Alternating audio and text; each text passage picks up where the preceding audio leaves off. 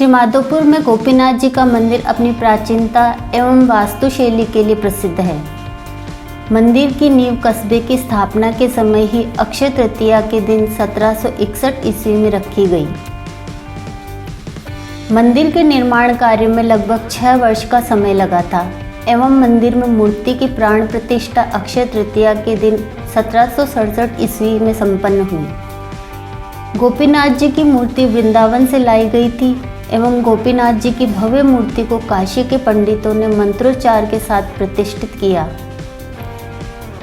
इस मंदिर के निर्माण में उच्च कोटि के कारीगरों तथा शिल्पकारों का बहुत योगदान रहा है तथा मंदिर वास्तुकला का एक बेजोड़ उदाहरण है। मंदिर में कई शैलियों के भित्ति चित्र उकेरे गए जो ढूंढाड़, जयपुरी तथा किशनगढ़ शैलियों से प्रभावित थे, क्योंकि उस वक्त इन्हीं शैलियों का चलन अधिक था। मंदिर के गर्भगृह, बारादरी तथा सत्संग भवन आदि के निर्माण में सफ़ेद संगमरमर का बहुतायत से इस्तेमाल हुआ है। मंदिर के निर्माण में आने वाला सारा खर्च गुड़ागोड़ जी के चतुर मन्नाका नामक भामाशाह ने उठाया। मंदिर का निर्माण कार्य पूर्ण होने के पश्चात जयपुर के राजा माधव सिंह द्वितीय ने गोपीनाथ जी को श्री गोपीनाथ राजा घोषित करके श्री माधोपुर कस्बे के साथ साथ फूसापुर तथा हासापुर के राजपूत जागीरदारों को भी इनके अधीन कर दिया। उसी वक्त से श्री गोपीनाथ जी को श्री माधोपुर नगर के राजा एवं आराध्य देव के रूप में पूजा जाता है। ज्ञातव्य है कि गोपीनाथ जी सभी शेखावत राजपूतों के आराध्य देवता रहे हैं। मंदिर की सेवा पूजा तथा देखरेख श्री ब्रह्म मध्व गौड़ी संप्रदाय की परंपराओं के अनुसार करने के लिए वृंदावन दास जी को प्रथम महंत नियुक्त किया गया। वृंदावन दास जी के पश्चात श्यामदास जी, धर्मदास जी, बलराम दास जी, देवदास जी, रामदास जी, गोपाल दास जी, नारायण दास जी, रघुनाथ दास जी, जगदीश दास जी तथा मनोहर दास जी ने महंत बनकर मंदिर की सेवा करने का जिम्मा उठाया।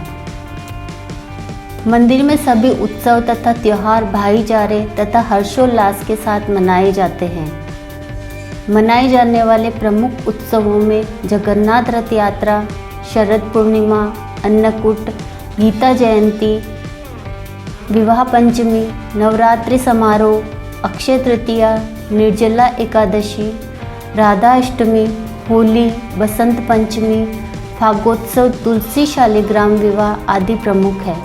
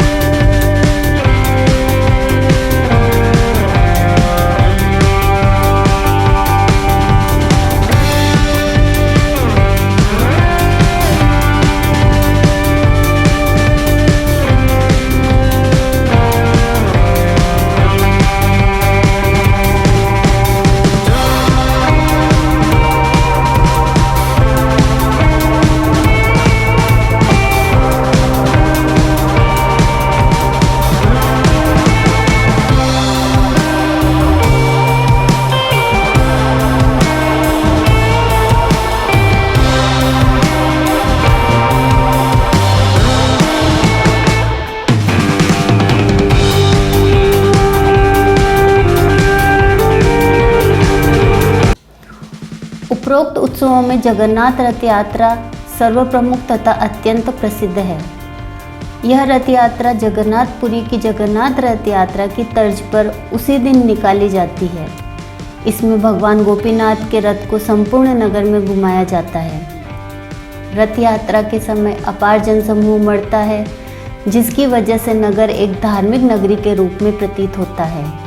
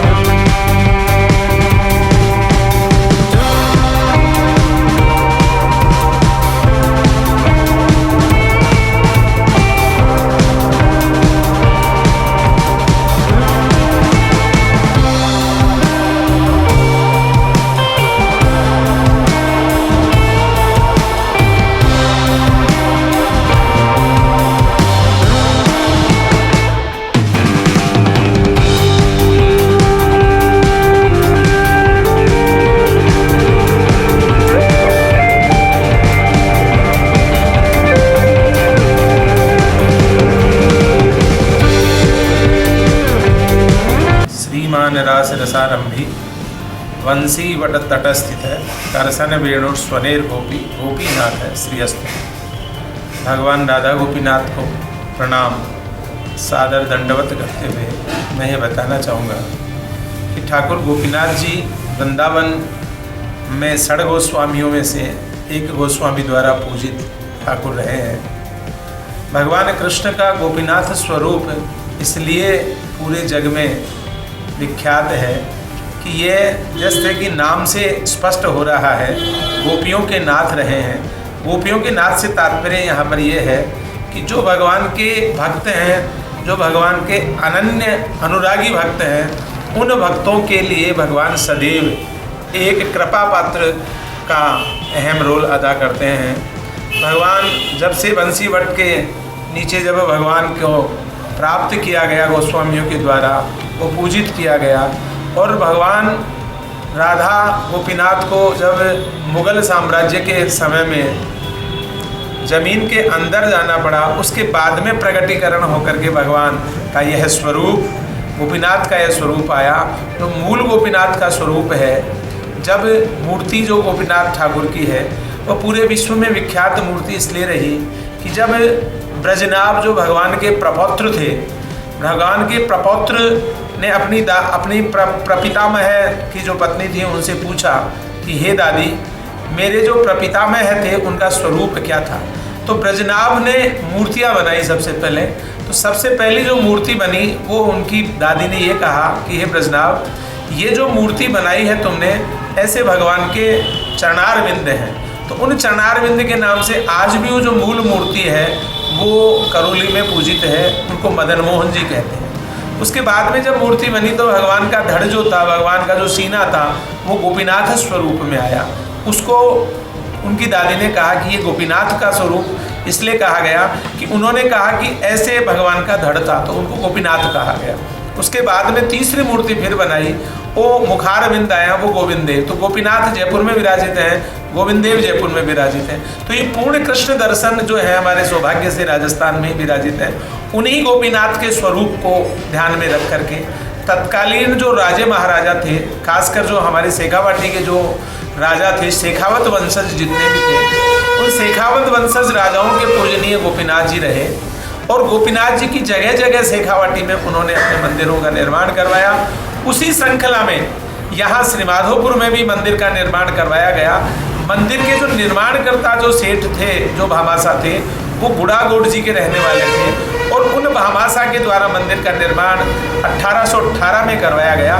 जब मंदिर का निर्माण 1818 अक्षय तृतीया को नींव रखी गई थी, जब ये श्रीमाधोपुर नगर की स्थापना के साथ इसकी नींव रखी गई थी, राजा के जो खुशाली राम जी बोहरा जी थे, उन्होंने जब यहाँ पर नींव रखी तो सबसे पहले यहाँ शंकर शिव जी का शिवालय और ये गोपीनाथ मंदिर का रखा। उन्होंने ये सोचा कि क्या यहाँ पर खालसा किया जाए या किसी राजा को यहाँ पर रिपोर्ट किया जाए, नियुक्त किया जाए। लेकिन फिर निर्णय ये हुआ कि गांव को यहाँ बसाने से पहले, शहर को बसने से पहले यहाँ का पूरा दायित्व गोपीनाथ जी को रखा जाए, और गोपीनाथ राजा स्वरूप मानते हुए सबसे पहले गोपीनाथ मंदिर का मन्ना का सेठ जो बुढ़ागोड़ जी के थे उन्होंने निर्माण करवाया।